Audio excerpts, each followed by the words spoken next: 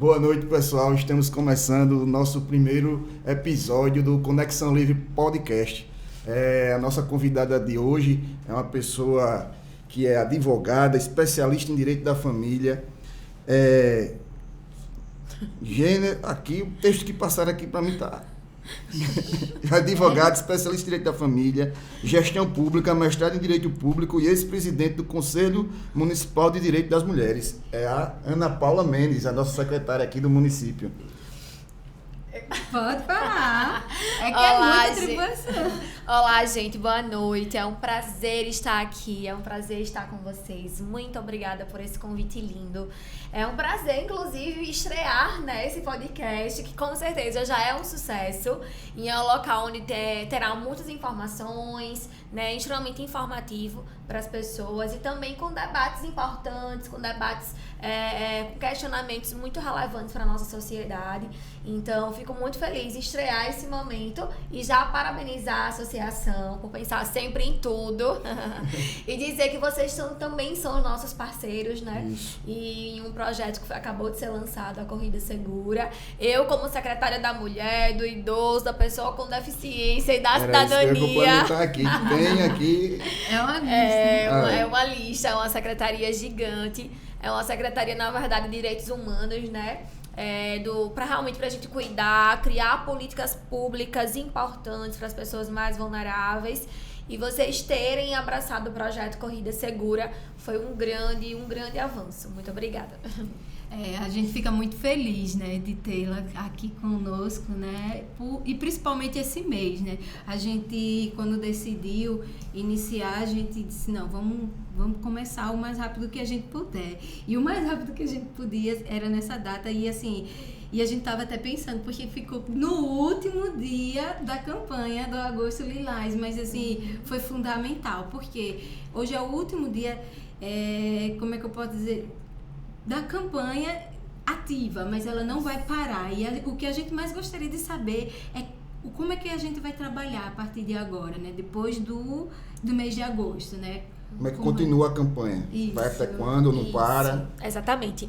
O Agosto Lilás, na verdade, é um mês, né, dedicado exclusivamente ao enfrentamento e combate, né, da violência contra a mulher.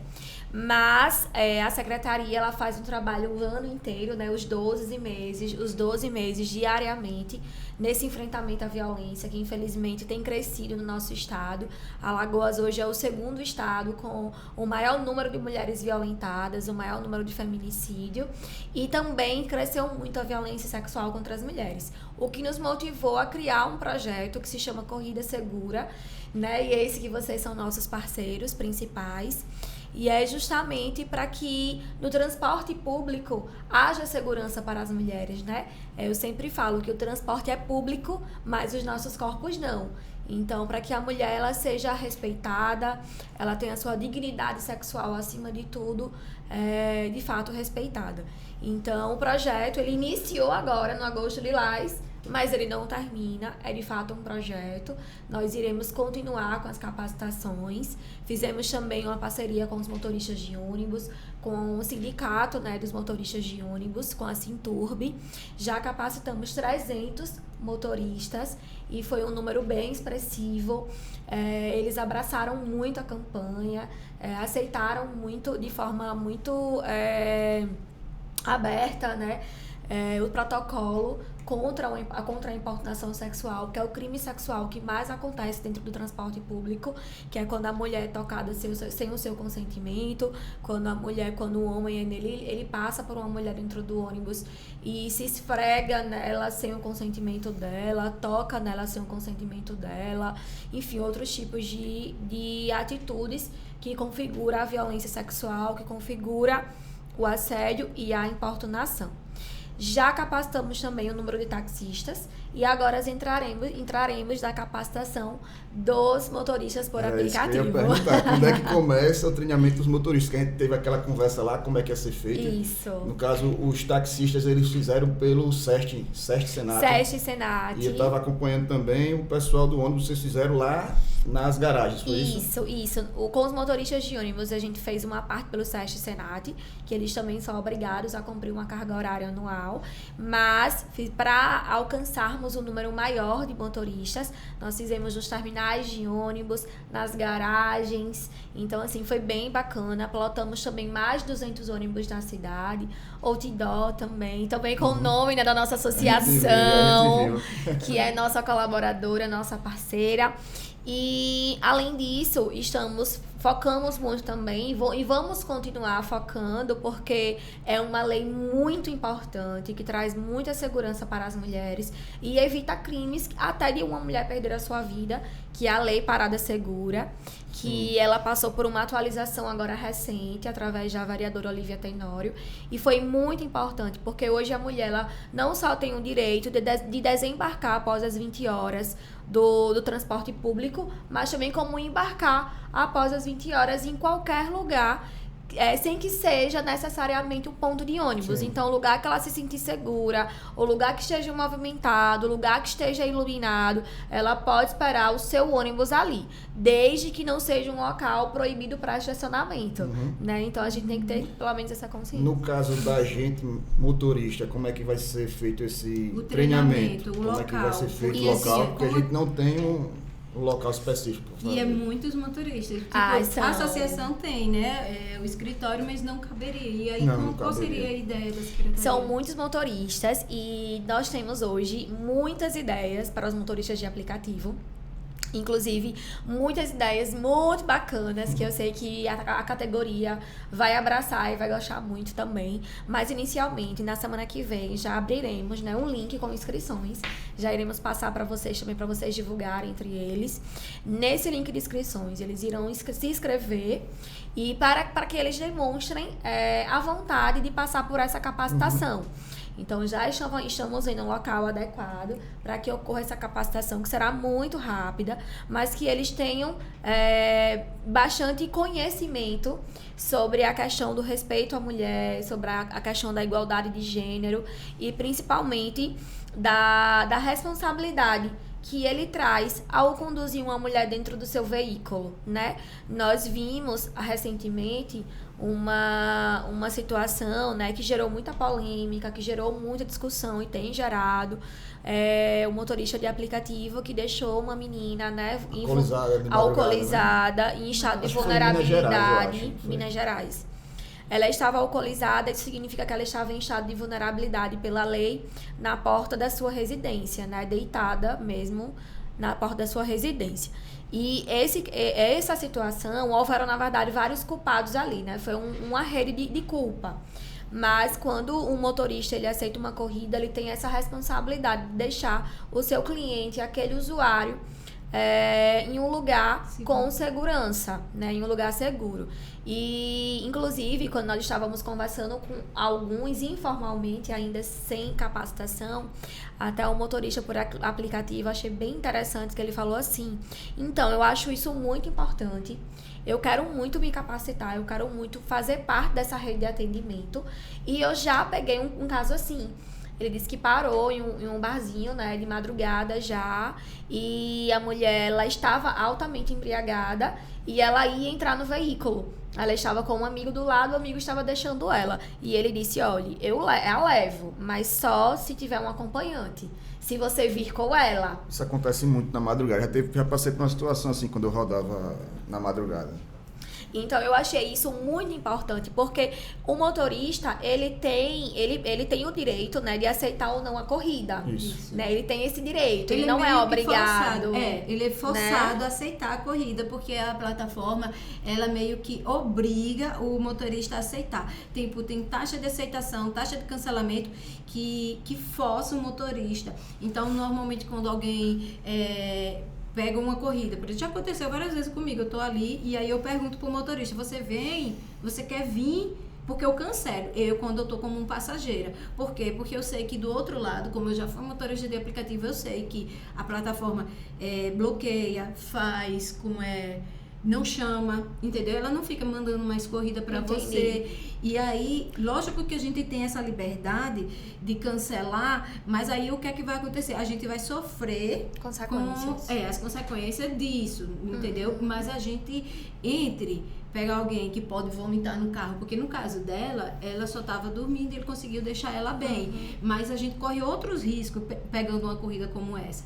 E como esse motorista falou aí, só levo se for com alguém, porque essa pessoa precisa se responsabilizar com tudo que acontecer dentro do carro. Exatamente. E assim, eu achei bacana, porque ele disse, ele percebeu, ela está vulnerável, então o ideal é que ela entre no meu veículo acompanhada. Então, ela entrou acompanhada, um amigo deixou ela em casa, ele esperou eles entrarem dentro da residência, né? Isso é muito importante. Você esperar um usuário, principalmente mulher, tarde da noite, entrar na sua residência para depois ir embora. Porque esse momento ali que a mulher fica sozinha, que foi o que aconteceu com essa vítima, né? Ela foi vítima de uma violência sexual durante a noite. E ela poderia ter, inclusive, perdido a sua vida, como nós vemos milhares de mulheres estupradas todos os dias e que chegam a perder as suas vidas. Então, é muito importante que essa capacitação exista e também por segurança do próprio motorista de aplicativo. Como conduzir a situação, né? Como conduzir e ter o conhecimento necessário, porque às vezes até a gente pode julgar, mas foi falta de humanidade, de responsabilidade. Mas às vezes é falta de conhecimento naquele momento do que ele deveria fazer, né? E do que ele não deveria fazer. E da lei, como você mesmo falou, é lei, ela quando está... Porque o que as pessoas dizem, que a gente vê os comentários, né? As pessoas falando assim... Já julgam a mulher, isso, porque já ela culpa. estava bêbada e tal. Beleza, isso a gente tudo... Isso é independente, né? Inclusive... Na questão do treinamento, o pessoal vai se perguntar se vai ser voluntário o treinamento, se vai ser gratuito e se vai ter algum benefício, alguma contrapartida da prefeitura para aqueles motoristas que fizerem o curso. O curso ele é totalmente gratuito, né? Feito por voluntários, por nós da secretaria, inclusive por mim. Então, quanto a isso, os motoristas não precisam se preocupar. Primeiramente, o conhecimento já é extremamente válido, né? Nós estamos prezando pela vida dos usuários e prezando pela vida dos motoristas de aplicativo também, no sentido de prezar para não acontecer consequências de um ato falho, de uma falta de responsabilidade, para que eles tenham consciência das leis, né? Para que, inclusive, até para que eles atendam melhor as mulheres, para que eles não incorram, por exemplo, em algumas plataformas que recebem, que a mulher às vezes não foi assediada sexualmente por um motorista. Às vezes uma fala que ele teve, que até pode não ter sido aquele intuito, gerou, né, uma condição ali de assédio. Então a gente vai falar sobre isso também, né? O que não deve ser falado a uma mulher quando ela estiver dentro do carro. Motorista mulher também, né? Que também. Porque o motorista que sofre o assédio... Você era também motorista. Não, então, porque são várias posições aí. Aí, vamos lá. Tem um motorista, homem, que recebe assédio da mulher e ele tem que saber dar a resposta para não ser grosseiro. E aí, essa parte... Também ele precisa ser treinado para ele saber dar uma resposta. Aí tem as motoristas mulheres que são bastante assediadas, elas como correm muito motoristas são bastante assediadas. E não só assédio como violência, né? Porque tem assédio também... moral também, no sentido de estar dirigindo por ser mulher no volante. Isso é bem... E aí a gente precisa... ter essa segurança de como se comportar, porque como eu inclusive já tinha dito pra você, né, que quando alguém diz, ela é tão bonita, deve ser muito paquerada, eu digo, que eu digo logo que me meto o carro no poste. E em certa situação você se sente meio que coagida, sabe? Você tá não querendo entrar em algumas conversas, mas eles insistem como passageiro, e aí você precisa, né, dar um balanço assim no volante. Já fez isso não assim? Pro carro fazer aí o carro faz, oxe, o que foi isso? O carro tava até sem cinto, escute. Aí eu peguei, fiz assim com o carro, ele achou que foi isso. Eu digo, não, que eu fico até emocionado quando o pessoal tá me pagando, que dá até vontade de jogar o carro no poste. Aí ele botou o cinto, pegou no celular, não largou mais o celular. Que coisa. E tipo assim, são várias situações que às vezes a gente não é treinado, a gente não sabe como lidar. É uma forma que acontece de se defender a mulher quando ela entra no grupo que a gente tem, grupos de WhatsApp, ou a gente usa um aplicativozinho, às vezes a motorista abre o rádio e a gente começa a ouvir a conversa e começa a pegar os carros e ir para encontrar. E aí a gente consegue ainda ajudar, né? Aquelas que entram nos grupos. Isso, então todos os motoristas de aplicativo, né, que aceitarem inicialmente essa capacitação, primeiramente eles entrarão no nosso banco de dados da Prefeitura de Maceió. Esse banco de dados ele vai se tornar público para qualquer usuário da capital e da cidade acessar. Isso é legal porque, primeiramente, nós teremos um número mais fidedigno de quantos motoristas de aplicativo nós temos hoje na nossa cidade, mas que todas as mulheres poderão ir lá nesse banco de dados e procurar se aquele motorista que está chegando na sua residência, ele foi e aceitou ser capacitado pelo Corrida Segura pela vida delas. Porque ela vai ter aí duas certezas. Se ele aceitou ser capacitado, ele passou por uma capacitação que discutiu violência de gênero. Discutiu segurança com relação à mulher. Eu vou me sentir mais segura. Então, aquela mulher ela vai se sentir mais segura em aceitar aquela corrida, né? Em pegar aquela corrida, aliás. Então, isso vai ser muito importante. E, posteriormente, nós temos aí, eu não posso revelar ainda, nós temos aí outros projetos, né, que vão beneficiar esses motoristas por aplicativo, em parceria com a DMTT. Então, é muito importante que eles aceitem essa capacitação, que eles aceitem a adesivação do seu veículo, porque não só para que eles ganhem até mais usuários, mais corridas, né? É o que eu ia dizer. Exatamente, porque isso vai acontecer, eles vão ganhar mais usuários, vão ganhar mais corridas. Hoje na associação deve ter em torno de uns 400 lá, que a gente tem uma lista de cadastrado, e a gente pode até fazer a parceria já, como a gente tem convênio com o Estado em algumas situações, fazer convênio com a Secretaria, podendo passar essa lista e vocês entrarem em contato com aqueles que queiram já ser voluntário para o treinamento. Para o treinamento. Isso. E assim, vai ser muito rapidinho, uma vezinha, uma horinha de treinamento. Já vai ser muitas informações muito ricas, muito necessárias, que até muitas vezes eles desconhecem, né? A maioria... Exatamente. Então, de fato, vai ser muito importante. Até para que a gente tenha mesmo um número fidedigno hoje de quantos motoristas por aplicativo dirigem e que para que as mulheres se sintam mais seguras. Porque, eu vou ser bem sincera, às vezes eu quero sair, quero voltar mais tarde para casa, preciso pegar um Uber, eu fico com receio. Eu fico com medo do motorista que eu vou pegar, né? Será que aquele motorista é uma pessoa boa moralmente? Será que realmente, de fato, ele vai me deixar em casa? Porque já aconteceram diversas situações. Já aconteceu motoristas, até assim, independente de serem motoristas de aplicativo, taxistas, enfim, no geral, transporte privado, que no meio do percurso ele assediou a mulher, ele violentou aquela mulher, ou ele não foi para o local do destino, foi para outro, né, para cometer um ato criminoso. Então, é muito importante que, de fato, esses motoristas sejam capacitados e no momento que eu solicitar uma corrida, ver que aquele motorista, eu posso ir lá no aplicativo e ver se ele foi capacitado. Posso ver se aquele carro tem um adesivo. Isso vai me dar mais tranquilidade, principalmente na madrugada. E, secretária, tem outras situações aqui que a gente quer perguntar, que tem a questão que a secretaria não é só da mulher, do idoso, deficiente, cidadania. Eu estava pesquisando, tem um banco da mulher, né, também. Como é que funciona esse banco, o Banco da Mulher? Parece que vocês fizeram alguma coisa no início do ano, não foi para elas? Isso, exatamente. Então, nós lançamos o programa chamado Banco da Mulher Empreendedora. É o primeiro programa, assim, de fato, que promove a promoção do empreendedorismo de forma através de um crédito social, né, do Nordeste. Então, nós hoje investimos na mulher empreendedora. É parceria com o Banco do Nordeste? Não, do Nordeste, digo região, né? Mas ele na verdade, ele é um banco social, né? Nós não emprestamos. Nós damos um crédito social à mulher. Esse valor ele não é devolvido para o município. Ele não é devolvido para o cofre público. Nós investimos na mulher. Ela passa primeiro por uma seleção através de um edital público, e depois dessa seleção, que é bem detalhada, para que nós tenhamos certeza que ela realmente é uma empreendedora ou ela quer empreender, ela passa por toda uma capacitação sobre marketing digital, sobre empreendedorismo, sobre vendas, sobre precificação de negócio, enfim, através do Sebrae, que é nosso parceiro, ela passa por toda uma capacitação até para que ela saiba gerir aquele capital quando ela receber.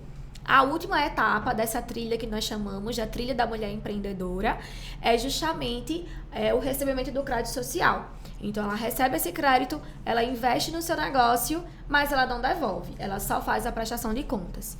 Finalizamos o primeiro edital com quase 1.000 mulheres contempladas, entre elas, muitas mulheres que são Uber. Isso foi muito legal, e quando nós vimos mulheres que fazem Uber inscritas, nós ficamos muito felizes. Porque sim, o empreendedorismo é uma forma da mulher que a mulher tem também de se tornar independente. Eu acho que tem muitas que nem sabem como é que funciona, né? Nem sabem. Existe esse banco. Não sabem, exatamente. Qual é o limite de crédito? De 1.200, o mínimo é R$1.200 e o máximo R$3.600 atualmente. Aí esse valor o município dá pra mulher e não tem que pagar? Não paga. Inclusive, tem mulheres que até hoje me perguntam, doutora, e eu tenho que devolver quando?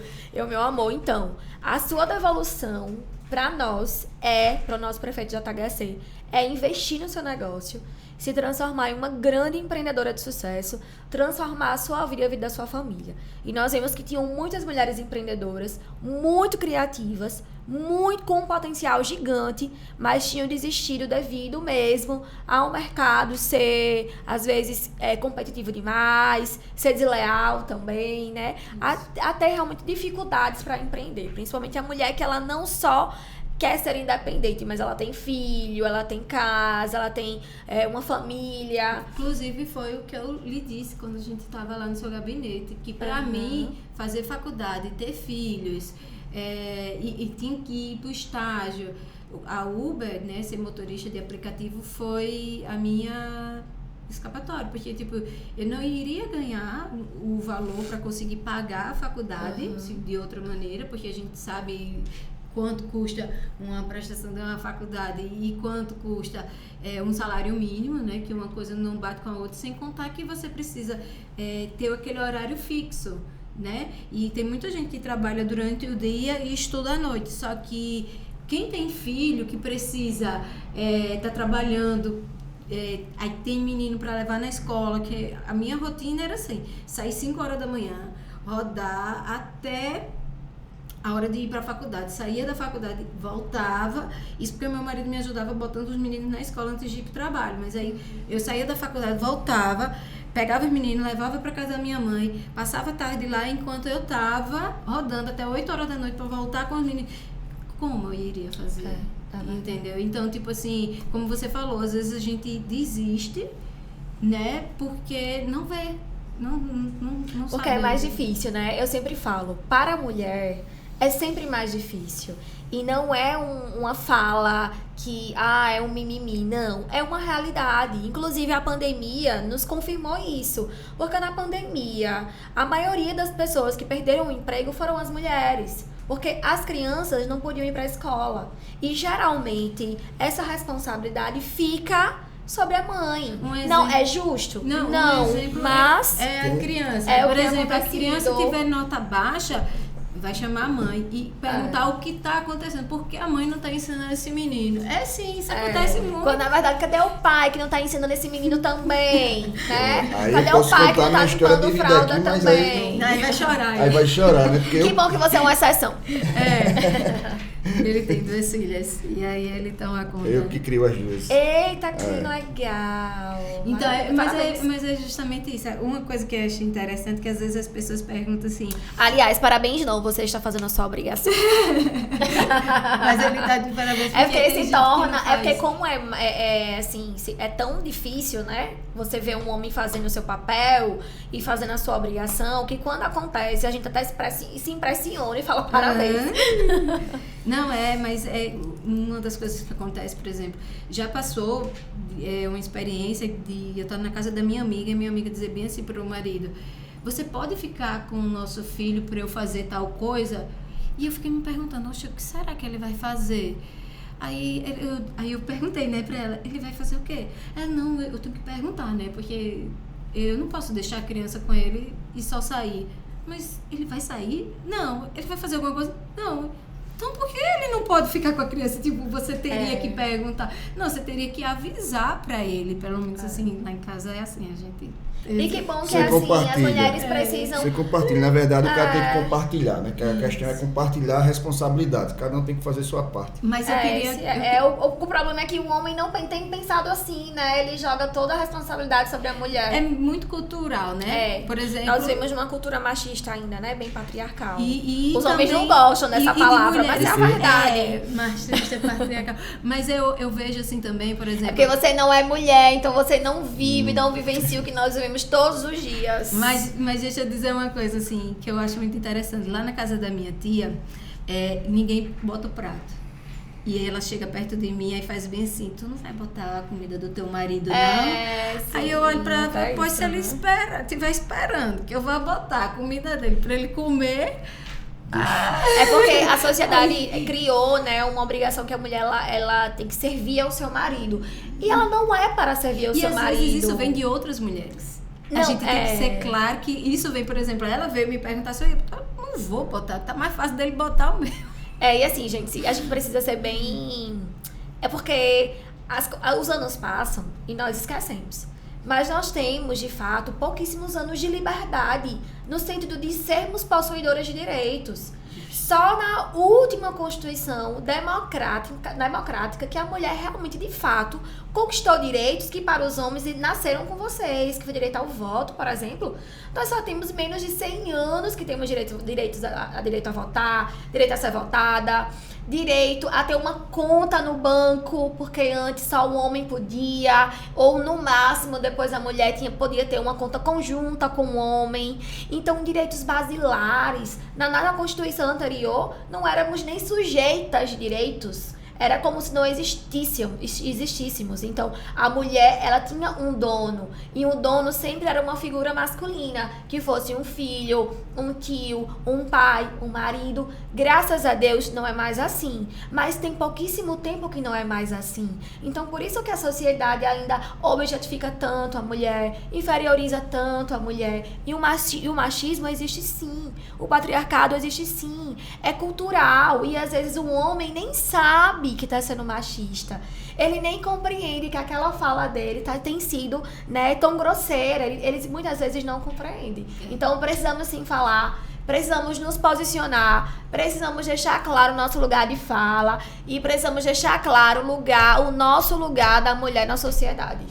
Sim, tá certíssimo. No Banco da Mulher, eu fiquei imaginando aqui que elas precisariam, tem que ter um MEI, o Sebrae que você está dizendo que faz todo o trâmite, no caso, para solicitar o... Então, a Prefeitura de Maceió é uma mãe, né? Eu digo que somos uma mãe. Assim, a empreendedora, na verdade, que é somente para mulheres, ela não necessariamente precisa ter MEI. Se ela tiver MEI, ela tem mais chances de ser selecionada. Porque no último edital foram mais de 6 mil inscrições. E apenas 800 mulheres foram selecionadas. Então, é um número grande. Mas o fato de você ter MEI, de você já ter um tempo, né, de empreendedorismo, isso vai fazer com que você tenha um potencial maior de ser selecionado. Outra situação, mesmo que você não tenha MEI, você pode fazer o seu MEI após o recebimento ou durante o recebimento do crédito. Porque a nossa maior intenção é essa, é que a mulher ela cresça no seu negócio e ela reconheça que ela precisa avançar. E o MEI é extremamente importante e essencial para ela avançar no meio do empreendedorismo, né? Nós queremos realmente mulheres empreendedoras, grandes empreendedoras e com negócios prósperos, né? Então, sair de um pequeno empreendimento para um maior empreendimento, para que ela consiga, de fato, sustentar a sua família, que é o que nós vimos hoje.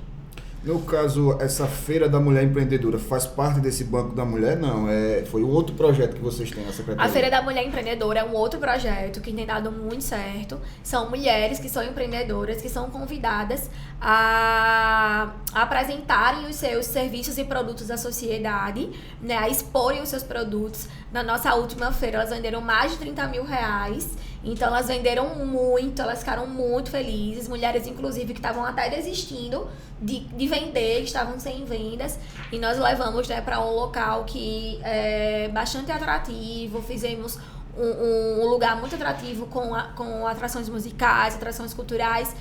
Chamamos toda a sociedade para visitar aquelas estandes, conhecer aqueles trabalhos, e foi muito bom. Quem faz parte do Banco da Mulher também pode participar da Feira Empreendedora, porque além dela receber o crédito, ela pode expor o seu produto. Outra situação também, nós temos um programa chamado Emprega Mulher, que é para capacitação de mulheres que são vulneráveis ou vítimas de violência doméstica. Então, muitas dessas mulheres que foram capacitadas, elas tiveram a oportunidade, e dessas que foram capacitadas em cursos ligados ao empreendedorismo, foram oportunizadas pelo Banco da Mulher para iniciar o seu primeiro negócio. Então, é uma rede, né? A gente capacita, depois a gente vai lá, dá um crédito social, que é uma política pública de promoção mesmo ao empreendedorismo, e depois ela vai lá e a gente oportuniza para que ela exponha o seu produto, venda seu produto e ganhe dinheiro. Essa feira é constante, é todo mês ou não? É uma vez por ano, é cada 6 meses? Como é que funciona essa feira? Nós iniciamos com um cronograma dela ser uma vez por mês, né? Demos uma paradinha por conta do Banco da Mulher, que exigiu muito de nós, né? O Banco da Mulher foi um programa que nós não imaginávamos que daria tão certo. Hoje eu tenho certeza, ouso a dizer que é um dos maiores programas mesmo do Brasil, assim, no sentido de empoderar a mulher, porque nós empoderamos mulheres, né? Ele não é só um auxílio, ele não só é um crédito. A gente tá ali para mudar a vida dela, e as palestras e capacitações têm sido muito importantes. Elas saem reconhecendo o seu valor na sociedade, elas saem acreditando que elas podem mais, porque isso é muito importante, é o primeiro passo, e depois vem a política pública e financia aquele sonho, né? E aí depende delas transformar essa realidade. Mas aí a gente deu uma pausa por conta do banco, mas vai retomar agora, mês que vem.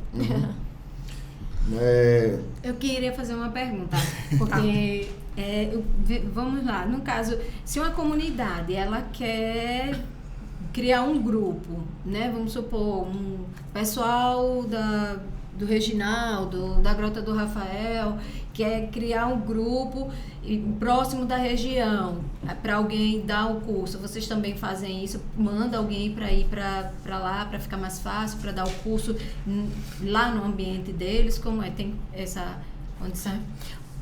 Talvez a gente possa verificar isso. Nós somos muito abertos ao diálogo e somos muito abertos a ir para onde a mulher está. No último edital, nós fizemos algumas capacitações e pensamos da seguinte forma: parte alta e parte baixa. Então, fizemos algumas capacitações na parte alta, que foram as mulheres daquela região, e algumas capacitações na parte baixa, que foram aquelas mulheres daquela região. Então, para que ficasse mais próximo. E também podemos trabalhar dessa forma. Podemos trabalhar em instituições, reunindo mulheres de bairros. Isso, porque o que eu pensei agora é justamente isso. Porque como eu sou diretora de assuntos públicos, né, da igreja que eu faço parte, e a gente sempre está pensando em juntar a comunidade e favorecer. E o que você está dizendo aí, realmente, o quanto mais a gente puder divulgar, porque às vezes a mulher não sabe, como ele falou, né, dos direitos que tem. Então, se a gente chega na comunidade falando que a prefeitura tem esse programa e que elas não vão precisar percorrer longas distâncias para usufruir, né, do curso, seria maravilhoso. É verdade. E aí a gente poderia marcar Inclusive, também... Inclusive, nós fizemos muitos cursos online, justamente por conta dessa questão, né, do deslocamento delas. Então, a maioria dos cursos foram online. Elas tinham um prazo só para assistir, poderiam assistir no momento que elas quisessem. Só precisariam apresentar o certificado no final do curso, porque aí facilita também, facilita para elas. Aí, tipo assim, elas só podem fazer o quê? Tipo assim, o que é que elas podem produzir com esse dinheiro? Tem as regras? Tem as regras. Assim, o edital, ele é bem criterioso e a gente sempre fala sobre as regras. Elas só podem, com esse valor, investir em maquinários, para o seu ambiente de trabalho, maquinários e insumos, né? Por exemplo, Eu acho que a maioria, uma grande parte das mulheres foram ligadas ao setor de beleza. Cabeleireiras, manicures, então elas só podiam investir, por exemplo, em secadores, chapinhas, unhas em gel, nos produtos para unhas em gel. Então, esse próximo edital nós abriremos para 2 situações. Para a capacitação, que elas me cobraram, às vezes elas precisam fazer uma capacitação mais técnica e às vezes cara, para que elas melhorem, né, no serviço que é prestado, e também para a reforma. Nós também não abrimos para a reforma no último edital, e vamos abrir agora para reforma. Às vezes elas querem modificar, melhorar o ambiente que elas trabalham, justamente para entregar um serviço melhor e um ambiente mais aconchegante ao seu cliente. Vou fazer só uma chamadinha aqui do pessoal da Copel Drive. Pessoal, você que está seguindo a gente aqui, dia 7 de setembro é lançamento do aplicativo dos motoristas cooperados. O aplicativo ele funciona igual ao aplicativo da Uber 99. A gente vai estar lançando ele para a cidade toda e vocês devem estar acompanhando aí, tá vendo aqui na tela, PCast, é um cupom de desconto. Quem baixar o aplicativo, vai lá na Play Store, procura lá Copel Drive para usuário, e aí você baixando vai botar esse código que está aparecendo na tela e vai ter 5% de desconto nas suas corridas. Agora só vai funcionar o aplicativo, só deve estar a pleno vapor agora no dia 7 de setembro, que é o nosso lançamento. Muito bem. E o QR Code é para vocês fazerem doação para o nosso podcast, viu, minha gente? Para incentivar, para que a gente possa ter dinheiro para poder pagar uma coisa assim tão bonita assim, né? Para vocês, que não é de graça, né, minha gente? Digam assim, minha gente. O pessoal vai pensar que não tem ninguém aqui, tá vendo? Digam Esse pessoal que tá aqui atrás, minha gente, o pessoal tudo, né, precisa receber também, ó a hora. Aí a gente precisa pagar. E se vocês quiserem, vocês podem fazer doação. É só pegar a câmera e colocar aí nesse QR Code. Qualquer valor. Vamos voltar. Desenrolada, viu? As mulheres são muito desenroladas. Elas nasceram para os negócios. Pois é. Vamos lá. Tem aí mais alguma pergunta que eu tenho aqui? Tem as outras secretarias, né? Que ela é multifunção. Secretaria aqui... Mas aí tudo se reuniu na sua secretaria. Eu digo sua porque é você que está no comando. Porque... me faz entender que quando eu fui lá na Secretaria de Assistência Social, a pessoa disse, olha, tá tendo uma mudança, que o prefeito mudou, e aí eu fiquei meio que, me explica agora. Como é que ficou? Houve uma reforma administrativa, né, no município, então ele fez alguma alteração de algumas pastas, criou pastas novas, então o sentido foi justamente dar visibilidade a pastas que não eram visíveis antes e que não tinham políticas públicas, vamos dizer, mais efetivas, mais eficientes para aquele público. Então, o sentido de criar uma secretaria da pessoa com deficiência, criar uma secretaria do idoso, da cidadania, que aí engloba a igualdade racial e a comunidade LGBT, e acoplar isso também à mulher. Então, foi realmente um avanço para a nossa sociedade, foi um avanço para as minorias, que eu digo que minorias entre aspas, porque hoje são maiorias, né? Mas para realmente as pessoas vulnerabilizadas da sociedade. Então, só em ter criado um equipamento que hoje desenvolva, discuta políticas públicas para esses públicos, já é um grande avanço. Porém, né, graças a Deus, fico muito feliz por isso, mas também a cada dia um pouco mais cansada.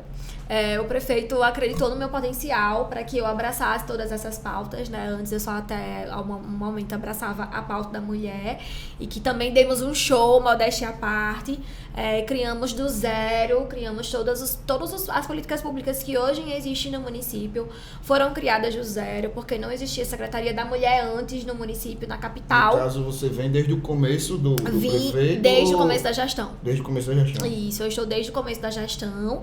Essa mudança agora só aumentou a pasta que eu já estava, né? Ela realmente teve um aumento. Deu mais serviço. Deu mais trabalho, deu um pouquinho mais. Mas já estávamos com a pauta da mulher e realmente, assim, fizemos um trabalho incrível. Hoje nós exportamos projetos e programas para outros estados. A exemplo de Goiânia, por exemplo, né? Que é uma das capitais com a melhor e maior renda per capita do país. Né, hoje está com um programa nosso, que é o Emprega Mulher. E eles chamam de case de sucesso. Maceió Sem Assédio está em vários outros estados, inclusive no São João do Nordeste, outros São Joãos, como Campina Grande, Caruaru, abraçaram o projeto. E aí é isso, né? Política pública se faz com amor, com vontade, né? Guerreando e também fazendo esse mapeamento do que realmente a cidade precisa. Tem uma coisa que eu aprendi que diz assim, que você ter empatia é quando você sofre porque o outro está sofrendo. E você ter compaixão é isso que você faz. Tipo, você não se contenta em ver o outro sofrendo e ficar triste. Você corre atrás para ajudar, para fazer com que aquela situação ela mude. É, exatamente isso. Você agora tocou no meu coração e me emocionou.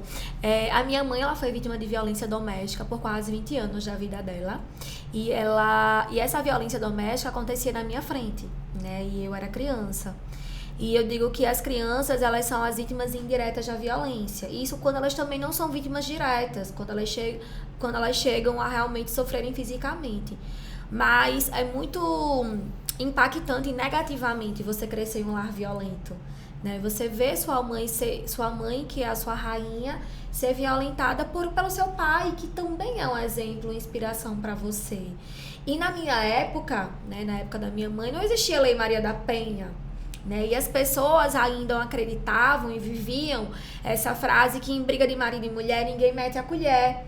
Então eu lembro vários momentos que eu saía de casa correndo, pedindo ajuda aos vizinhos, pedindo ajuda na rua, e eu lembro claramente que ninguém ajudava a minha mãe, né? Que ninguém socorria a minha mãe. A minha mãe, ela poderia ter sido estatística, ela poderia ter sido vítima de um feminicídio, e graças a Deus ela não chegou a ser, mas houve um feminicídio dentro do seu interior. Ela é uma mulher que ela morreu por dentro, né? A violência doméstica acabou com a autoestima, acabou com os sonhos, acabou com os planos. E a única coisa que eu tinha certeza era que quando eu crescesse, eu queria lutar pelas mulheres, eu queria defender mulheres, eu queria conquistar o meu espaço, eu queria dar visibilidade, então eu queria muito ser uma advogada. E aí me tornei uma advogada, comecei a advogar, né, contra a violência de gênero, que é contra a violência doméstica, até de forma gratuita com mulheres vítimas de violência. E aí Deus ele é muito incrível, assim, o Senhor ele transforma a nossa vida de um jeito, né, e ele me colocou, eu digo Deus porque de fato foi ele, e ele inclusive avisou que isso iria acontecer antes, mas ele me colocou em um lugar que de alguma forma eu iria poder fazer mais, porque através do executivo nós podemos fazer mais. Então eu não consigo me contentar em sermos violentadas, eu ainda não consigo me contentar com uma sociedade que inferioriza, que exclui e que violenta mulheres, porque isso não é o normal. E isso não pode ser naturalizado. Não pode ser naturalizado uma mulher entrar dentro de um veículo só porque ela tá bonita e ela ser elogiada, entre aspas, com cunho sexual, com cunho de assédio.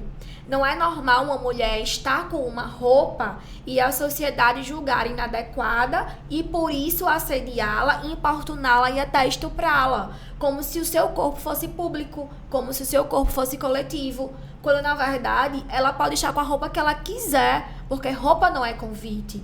E roupa não é motivo para assédio. Então, se uma mulher ela entrar dentro de um veículo com uma saia curta e um short curto, enfim, o motorista ele tem que respeitar aquela mulher. Inclusive que fralda, né, não é convite e acontece abuso. Pois é, inclusive tocando nesse assunto, eu vejo que existem tantos violentadores e criminosos machistas ao ponto de, mas ela estava com uma roupa curta, mas enfim.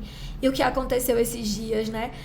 Um criminoso violentou uma criança de 5 anos. E ele relatou, mas ela tirou a roupa na minha frente. Isso não existe. Ela estava me convidando, uma criança de 5 anos. Os dados demonstram que são as mulheres, 90% das mulheres que são violentadas sexualmente. E 70% são crianças e adolescentes. Eu queria fazer só uma colocação aqui. Aí, São hoje no crianças. Brasil, teve uma causa que foi julgada, acho que foi pelo Supremo, que um cidadão de 70 anos estuprou uma menina de 12 e a culpa foi colocada na menina.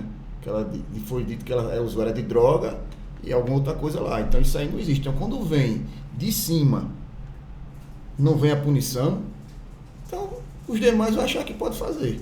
Esse é o problema. Eu não tive acesso ao caso, né? Assim, eu não posso comentar sobre ele, porque eu não tenho propriedade de fala justamente por não ter sido acesso, não ter ido, não sei. Mas se aconteceu dessa forma, isso estamos regredindo, né?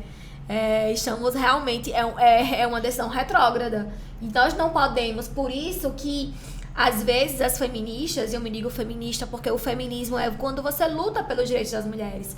E quando nós lutamos por direitos, nós não queremos ser melhores ou maiores ou superiores aos homens, de forma alguma. Nós lutamos apenas por igualdade de lugares, igualdade de fala, igualdade de direitos. Então, lutamos por um lugar que também nos pertence. Então, o feminismo ainda é muito julgado. Já vem a feminista, vem a mulher que quer ser maior do que... Não, nós não queremos. Nós queremos ocupar os nossos espaços também. Por isso que nós precisamos falar todos os dias, com casos desse tipo, né? Teve uma menina no Rio de Janeiro, e já tem um tempo esse caso, mas não foi só esse caso. Ela tinha 16 anos, ela foi violentada por 18 homens dentro de uma favela. Essa menina foi dilacerada, né? Ela pegou vários pontos, foi internada, ela foi pra UTI. E o delegado não queria registrar o caso, porque disse que ela estava drogada e que a culpa era dela. Isso é irrisório. É irrisório. Porque uma mulher ainda, ela tem que ser... Ela deixa de ser vítima e se torna culpada por um ato violento que fizeram com ela. Que sociedade nós vivemos? Que culpa uma mulher por qualquer coisa. Mas culpa uma mulher porque ela estava com uma roupa muito curta. Culpa uma mulher porque ela estava embriagada. E um homem embriagado, se ele fosse violentado, alguém ia culpar aquele homem porque ele estava embriagado? Não iriam, né? Então, realmente ainda vivemos uma sociedade que precisa de muitas das construções. E estamos aqui para isso. Estamos aqui para desconstruir. E eu acho incrível quando homens, eles não só podem, eles devem se juntar a nós. Eles devem se juntar por direitos. Você tem 2 filhas. Se junte pelos direitos delas. É questão do caráter do homem, né? Ele que tem que ter caráter para discernir essas coisas, o que é certo, o que é errado e a forma como ele tem que agir com a mulher. E cada um tem que assumir sua responsabilidade, como a gente falou no começo. O homem tem que ter a responsabilidade, se ele é pai e se ele tem os filhos, né? Se ele fez, ele é responsável, ele tem que criar. No meu caso, são 2 filhas, uma já mora comigo há 6 anos, que estou separado, era separado da mãe delas, porque a mãe delas faleceu há 3 anos. Então a segunda veio morar comigo e desde sempre eu tomei conta. O que você falou aqui, não, o homem não faz, não. Desde que nasceu eu tomo conta. Dava banho, trocava de roupa, fazia o que tinha que fazer. E eu fazia coisas até que eu acho que muitos não fizeram, porque quando ela teve as 2 meninas, eu dava banho nela, vestia a roupa dela, e eu acho que o pior momento que ela tinha era de noite, quando estava com os peitos cheios, e eu passava a noite tirando, botando na geladeira, para no outro dia, de madrugada, se ela fosse acordar, o negócio está pronto lá. Então, quando fala que não o homem é isso, homem é aquilo, tem uma vírgula aí. Você tem uma exceção. Deve ter vários, tem várias exceções, graças a Deus. Então, é questão do comportamento e a responsabilidade que ele tem que ter. E como é que tá, por exemplo, a mulher que sofre em casa e ela tem medo de sair porque ela não tem condições. Eu sei que a prefeitura está com esse projeto maravilhoso.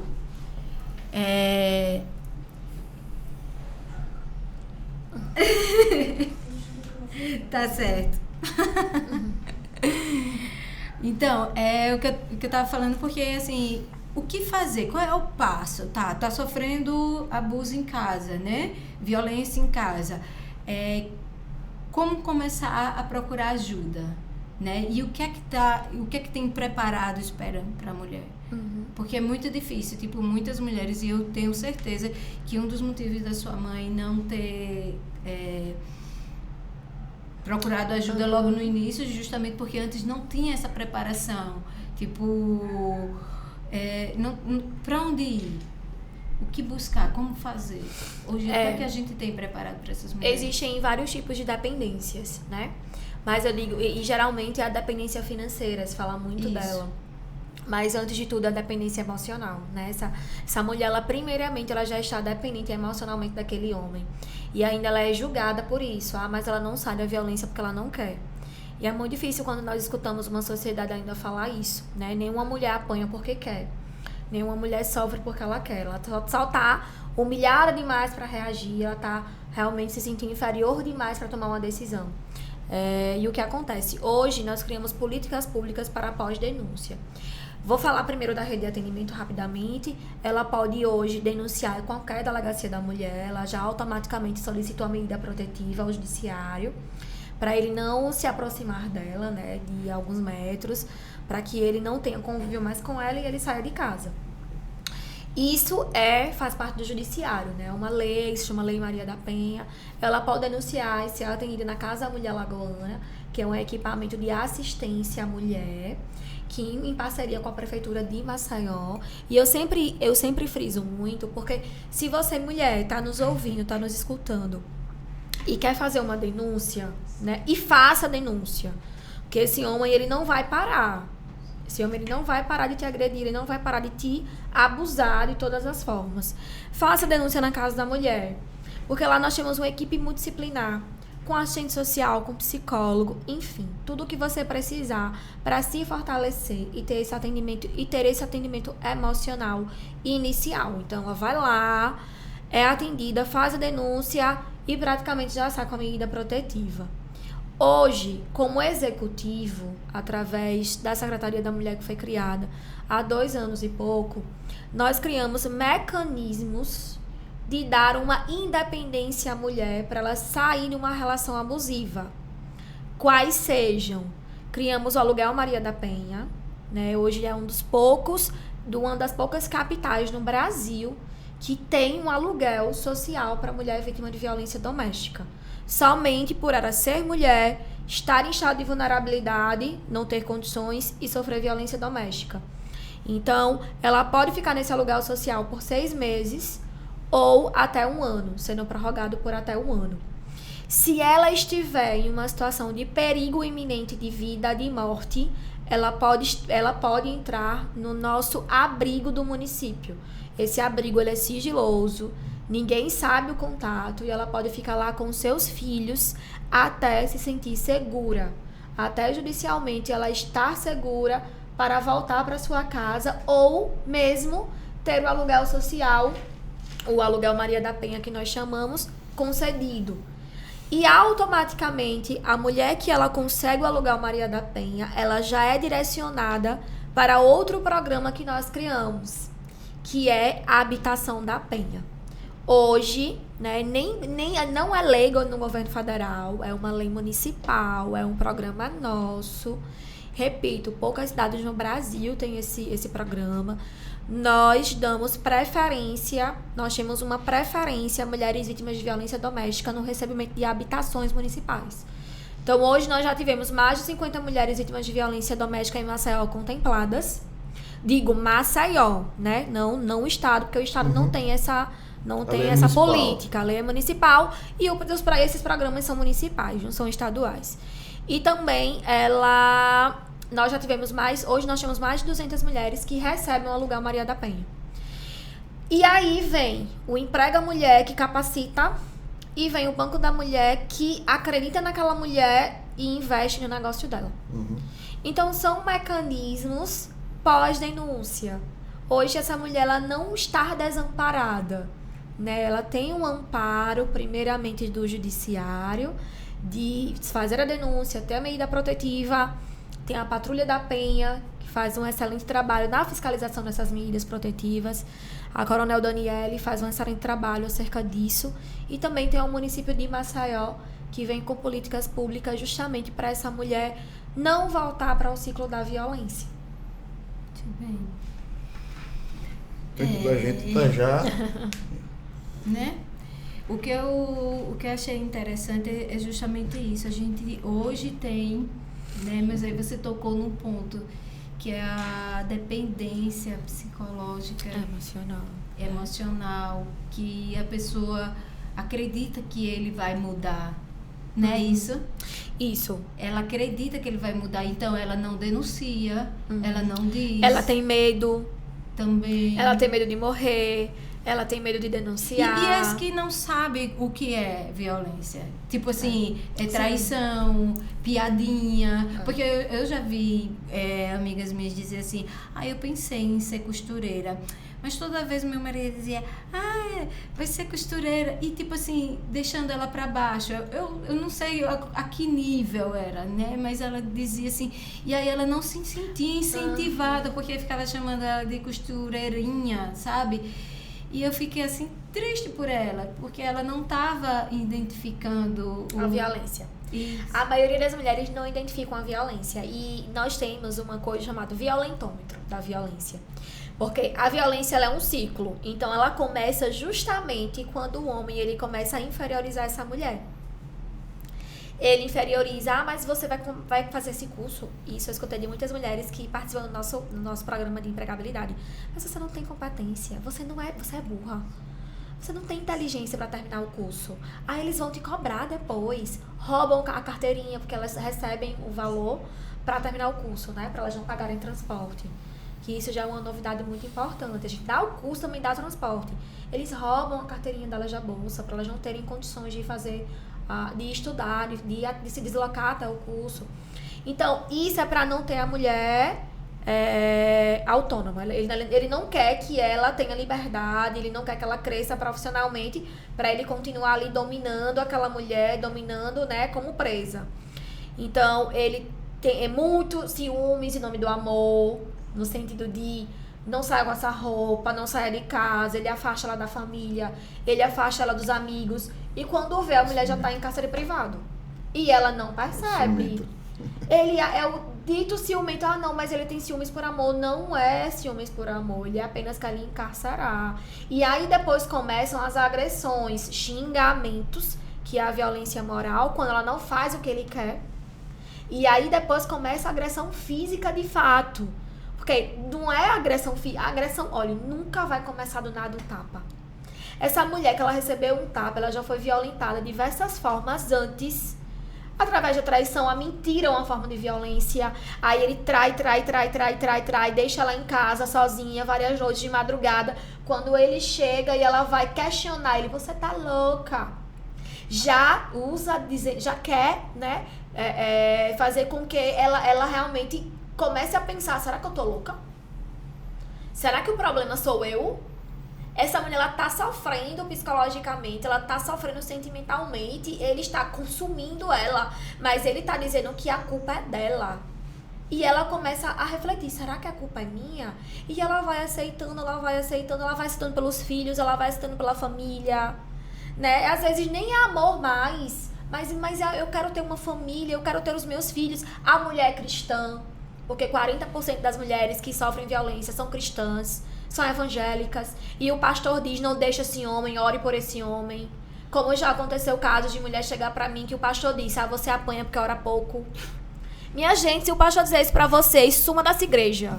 Pelo amor de Deus. Secretário, infelizmente, nosso tempo tá acabando aqui. O papo passou rápido, né? Passou 1 hora já. E se você quiser deixar as considerações finais para o pessoal que está nos assistindo. Então, gostaria de agradecer pelo momento, eu falo demais. Não, você fala bem, tá ótimo. É muita coisa, né, para ser falado em relação a esse tema. Que bom que vocês fizeram isso no agosto, né? O agosto que é tão importante para termos essa conscientização no combate à violência contra a mulher. Ainda estamos em um estado muito patriarcal, né, de uma cultura ainda muito arraigada, né, no homem, né, nesse poder masculino sobre a mulher que já não existe mais. Então, é muito importante esse canal e todos os canais que falem sobre o assunto. Sabendo que, inclusive, os motoristas por aplicativo são, na sua maioria, homens. existem pouquíssimas mulheres, mas eu tenho muitas ideias para que a gente impulsione mais mulheres a serem motoristas de aplicativo. Elas também sofrem muito a violência sexual e também moral, e isso é inadmissível, e ainda em um ambiente de trabalho. Então, o nosso trabalho ainda é gigante, né? Mas estamos começando, estamos iniciando, e isso é muito bom. Então, eu quero dizer que contem comigo, contem com a Prefeitura de Maceió, contem com o Prefeito JHC, estamos à disposição. E os motoristas de aplicativo, né, tem esse lugar especial no nosso coração.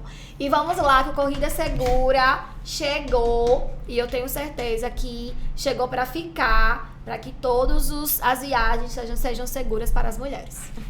Pessoal, quem quiser patrocinar a gente, gostou do programa, entre em contato aqui com esses números, esse número aqui, ó, que está aparecendo aqui, que a gente entra em contato depois com vocês, retornam e a gente traz vocês para patrocinar aqui o nosso programa. Muito bem, e eu agradeço pela companhia de vocês, eu tenho certeza que todo mundo vai conseguir ver, a gente vai compartilhar, como não deu para fazer ao vivo, mas vocês vão conseguir assistir. E qual é o próximo? Dia Próximo 14. É dia 14, porque dia 7 aqui, né, a gente não vai poder usar o estúdio, Sim. que é feriado, mas no dia 14 a gente tá de volta no horário mais cedo, né? E quem é que a gente vai estar entrevistando? O presidente do Cresce, o Sérgio Cabral. Muito bem. Eu conheço, viu? Maravilhoso. E faz um trabalho muito bacana. E além de... É o presidente do meu conselho do Cresce, que eu sou e corretor além, também. Sérgio, eu já estou aqui elogiando você. Me elogie quando você chegar. Mas, inclusive, ele tem um trabalho, né, social também muito bacana. E ano passado ele entrou em contato comigo para fazer uso para que eu ajudasse ele a fazer uso de um lugar específico para uma ação no combate à violência contra a mulher. Então eu achei muito bacana um homem que quis levantar a pauta, e também dentro da empresa, para que as mulheres, né, do seu sindicato, da sua sindicato, né? Aqui é a associação. Também fossem respeitadas, também fossem, enfim, então foi muito bacana. Ele parabéns, Sérgio. Valeu. Obrigado. Tchau, povo.